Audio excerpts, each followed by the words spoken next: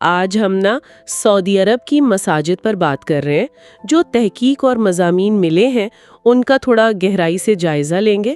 مقصد یہ ہے کہ بھئی اتنی زیادہ مساجد کیوں ہیں مملکت میں، ان کی تاریخ کیا ہے، جڑیں کتنی گہری ہیں، اور آج کل ان کی دیکھ بھال کیسے ہو رہی ہے، کیا کوششیں ہیں اور کیا مشکلات پیش آ رہی ہیں. جی، اور اس جائزے میں ہم اعداد و شمار سے لے کر تاریخی پس منظر، جدید منصوبے اور جو عملی مشکلات ہیں ان سب پر بات کریں گے تاکہ ایک آپ کہہ لیں مکمل تصویر سامنے آئے.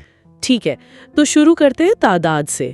2017 کا ایک سروے کہتا ہے کہ تقریباً 98,800 مساجد تھیں.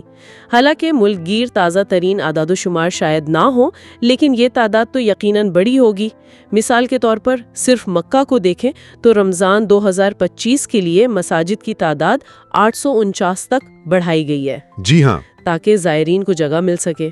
اور یہ تعداد دیکھیں صرف ہند سے نہیں ہے، یہ ظاہر کرتی ہے کہ مساجد مملکت کی مذہبی زندگی اور سماجی زندگی کا کتنا اہم حصہ ہیں. یہ صرف نماز کی جگہ نہیں ہے، بلکہ کمیونٹی کے لیے مل بیٹھنے، سیکھنے، روحانی سکون حاصل کرنے کے مراکز بھی ہیں. اتنی بڑی تعداد ظاہر ہے ان کی اہمیت کو دکھاتی ہے. صحیح. اچھا، یہاں بات واقعی دلچسپ ہو جاتی ہے جب ہم تاریخ کو دیکھتے ہیں. سعودی عرب میں اسلام کی کچھ بہت ہی پرانی اور مقدس ترین مساجد ہیں. سب سے پہلے تو مکہ میں مسجد الحرام، جہاں خانہ کعبہ ہے، سب مسلمانوں کا قبلہ.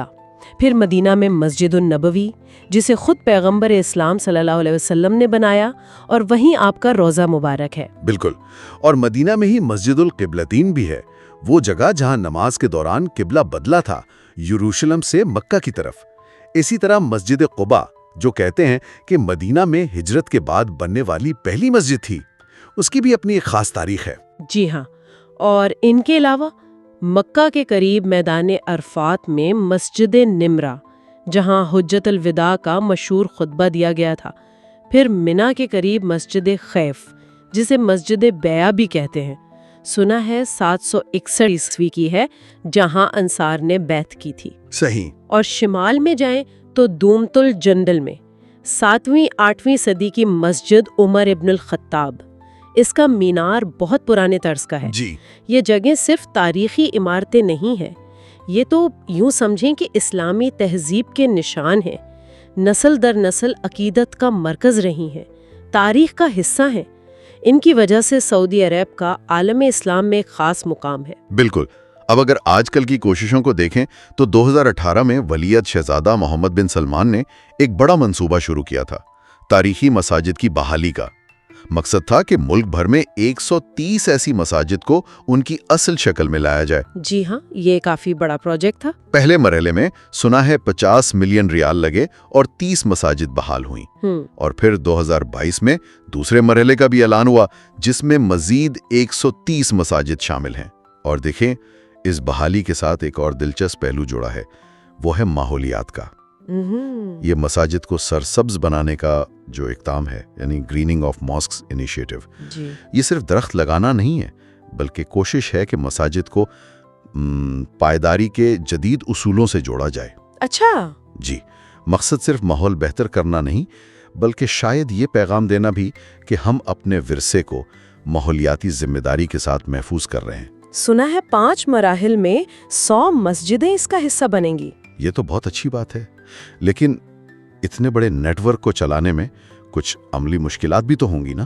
2017 کی ایک رپورٹ تھی، اس میں لکھا تھا کہ ملک کی آدھی سے زیادہ مسجدیں، یعنی 51.5%، ان میں مستقل امام نہیں تھے. اور 63% میں مؤذن نہیں تھے. اور یہ تو کافی تشویشناک ہے کہ 90.5% مساجد میں مستقل صفائی والا عملہ نہیں تھا. یہ اعداد و شمار یہ صرف انتظامی مسئلہ نہیں ہے. عملے کی یہ کمی مساجد کے روزمرہ کے کاموں کو، ان کی دیکھ بھال کو، اور سب سے بڑھ کر ان کے کمیونٹی سینٹر والے کردار کو متاثر کر سکتی ہے. امام اور مؤذن صرف نماز نہیں پڑھاتے، وہ تو اکثر مقامی سطح پر آپ کہہ لیں روحانی اور سماجی رہنما بھی ہوتے ہیں. ان کی کمی سے یہ پہلو کمزور ہو سکتا ہے. صحیح کہا. تو اس ساری بات چیت کا خلاصہ کیا بنتا ہے؟ یہی کہ سعودی عرب کی مساجد، چاہے وہ مقدس ترین مقامات ہوں، یا دور دراز علاقوں کی چھوٹی تاریخی مسجدیں، وہ ملک کے ورثے، اس کی پہچان اور روزمرہ زندگی کا بہت اہم حصہ ہیں۔ جی بالکل۔ ایک طرف تو مملکت ان تاریخی مقامات کو بچانے اور انہیں جدید بنانے کے لیے بڑے بڑے منصوبے بنا رہی ہے، یہ ان کے عزم کو ظاہر کرتا ہے، لیکن دوسری طرف ان ہزاروں مساجد کو ٹھیک سے چلانے، خاص طور پر عملے کی کمی جیسے بنیادی چیلنجز، وہ بھی اپنی جگہ موجود ہیں۔ ان دونوں میں توازن رکھنا یہ آگے کے لیے بہت اہم ہوگا۔ اور آخر میں سامعین کے لیے ایک سوال چھوڑ جاتے ہیں سوچنے کے لیے کہ سعودی عرب اپنی تاریخی اور نئی بننے والی مساجد کے اس اتنے بڑے اور مسلسل بڑھتے ہوئے نیٹ ورک کی طویل مدتی دیکھ بھال اور عملے کی ضروریات کو کیسے پورا کرے گا، خاص طور پر جب بحالی اور تعمیر کے اتنے بڑے منصوبے بھی ساتھ ساتھ چل رہے ہیں۔ یہ ایک بڑا سوال ہے نا، اس کا جواب تو شاید وقت ہی دے گا۔